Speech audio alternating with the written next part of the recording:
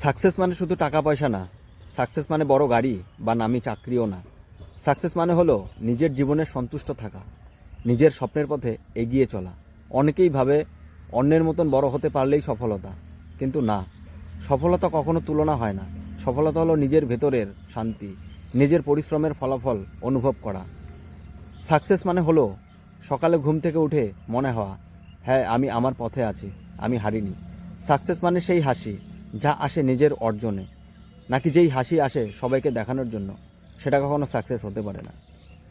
তুমি ছোট কাজ করো, বড় কাজ করো, যদি মন থেকে করো, যদি নিজেকে প্রতিদিন একটু একটু করে ভালো বানাও, সেটাই আসল সাকসেস।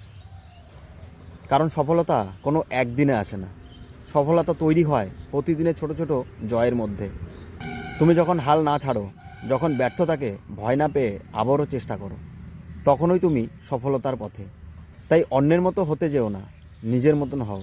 কারণ সত্যিকারের সাকসেস হলো নিজের জীবনের নিয়ন্ত্রণ নিজের হাতে নেওয়া, সেটাই সবথেকে বড় সাকসেস।